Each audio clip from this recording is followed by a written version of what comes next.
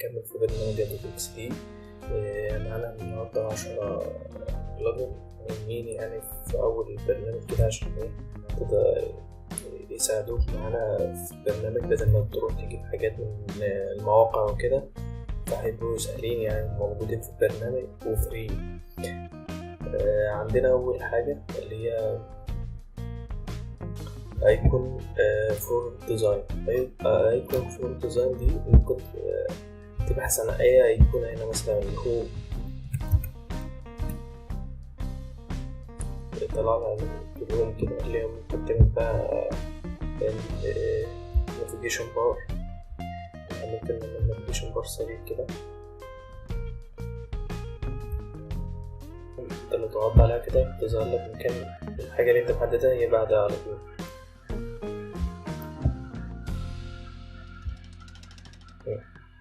ممكن بقى تغير لونها من ايه، من الفيل، ممكن تغيرها احمر مثلا، ازرق اللي انت حابه يعني.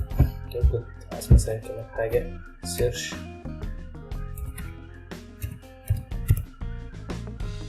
عندك كذا حاجة ممكن تختار دي وتجيلي بعدها وهكذا بقى. دي أول بلجن عندنا. تاني بلجن هنبدأ بيها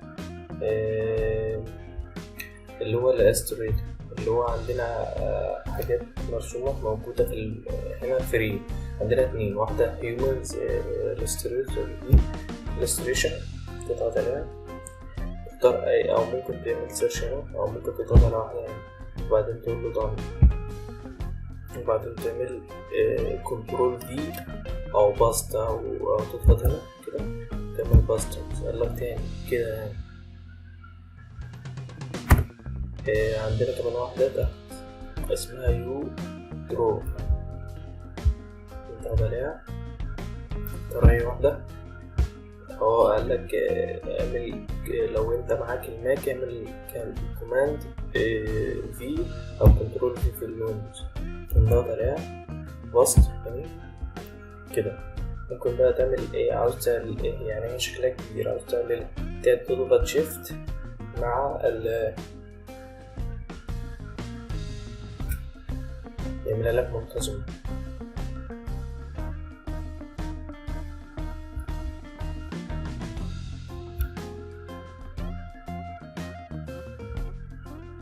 حلو. عندنا ده يبقى كده عندنا ايه، اخدنا 3. ناخد الايه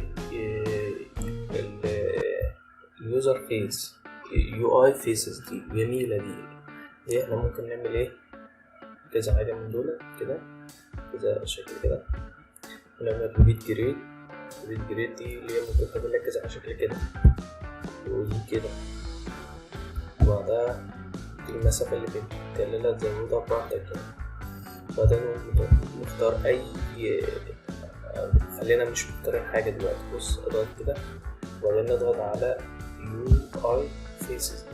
شوف قالك ايه، اعمل دبل كليك على اي شكل موجود عندك او شيب يعني، تضغط عليها كده هيظهر لك حاجات من دي. اختار اللي انت حابه واعمل ابلاي، اعمل لك كل الحاجات اللي موجودة في الريبيت جريد.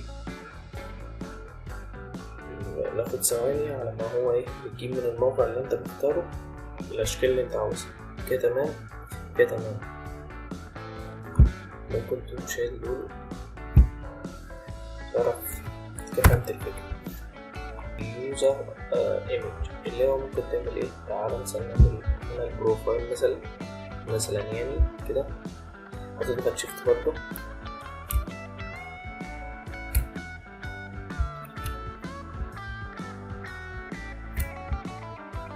وبعدين تسلكت تحطها في المكان اللي انت حابه. المهم يعني هتاخد اليوزر ايمج، تضغط عليه يوزر ايمج تجيب لك شكل مباشر.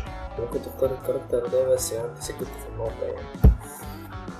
حلو الكلام كده. فاضل لك ايه، فاضل 5 مربع مستطيل. اي حاجة ممكن تعمل عليها تطبيق يو اي لوجو دول. ممكن تختار اللوجو سادة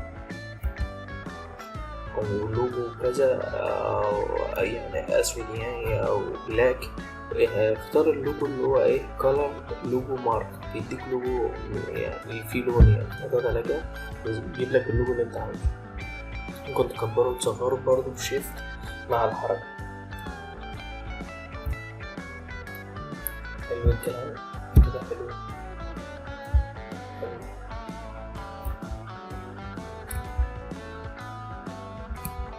بقى يعني وعاملين على ايه حوار كبير يعني. انيما ستوديو ده موقع اصلا هو اصلا بيستخدم في الديزاين كحاجه لوحدها، فهو عملوا له بلجن مع ادوبي xd.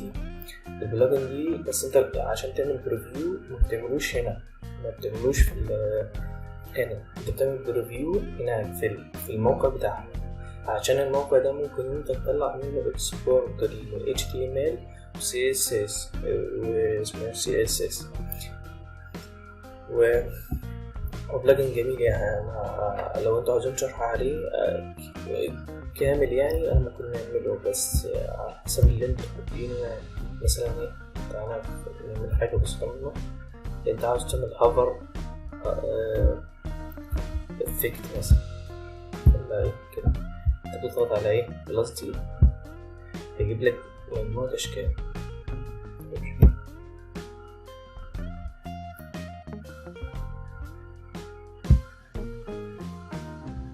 هيجيب لك مجموعة اشكال، انت بتختار اي واحدة فيها وبعدين تعمل له سيف. هنا مش هيظهر حاجة، اللي هيظهر لما تعمل له بريفيو ان براوزر، بتروح تشوف في البراوزر. فعشان كده احنا مش هنستخدم الموضوع ده نشرح عنه سيب كومنت. ده البلجن الأخير اللي في ادوبي، يعني ادوبي عامل عليه هو بلجن حلو. عندنا كمان بلجن جديد مع بلجن حلو. ده البلجن ده فيه حاجات كتير، يعني مثلا في اللي هو الفلو، اللي هو مثلا اليوزر فلو، وعندك الوير فري او فلو شارت، انت ممكن تختار اي حاجة من هنا. وعندك الاليمنت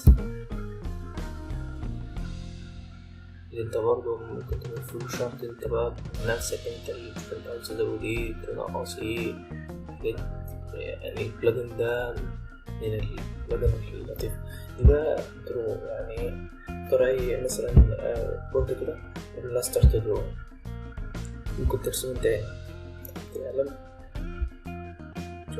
كده يشبه كده.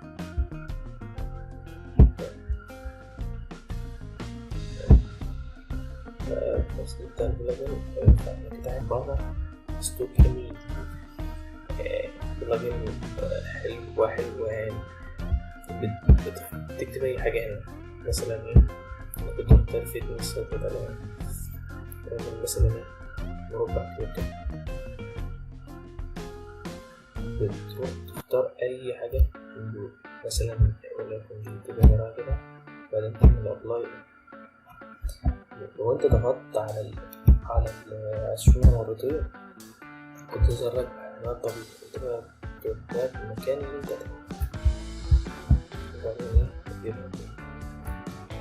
فاضل آخر برنامج من البلجن ده اللي هو مستخدم في حاجة اسمها، أنا هتكلم عليها بعدين بس هسيب اللينك بتاعها في الديسكريبشن.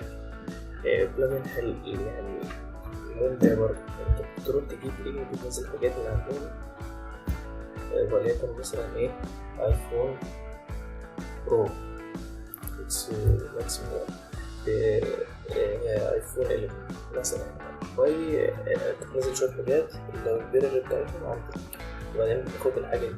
انت عاوز تجيب الحاجة دي هنا عشان تشوفها كميك اب اللي هو الحاجة اللي بتوريها لليوزر او الكلاينت بتاعك او العميل او اي حد. فانت بتروح تعمل ايه؟ بتروح الاول بعدين تختار انت عملت سيلكت عليه، وبعدين تختار دي، وبعدين تختار تنزل بحاجة اسمها البادي، وبعدين البادي حاجة اسمها سكرين بعد السكرين حاجة اسمها سكرين تانية. حلو كده. انت لازم تاخد شيء، ظهر شيء ما يكونش في ماسك. بعدين تروح للبلجن. البلجن دي تعمل ابلاي ميك اب، هيجيب لك ايه الهاربورد اللي موجودة عندك اللي انت اشتغلت عليها، اللي هي ايفون اكس او اكس اس 11 برو او 11 برو. انت كنت تضغط عليه كده. حلو. وتختار البيكس 1 بيتر وود. المهم سيب الحاجات دي واعمل ابلاي.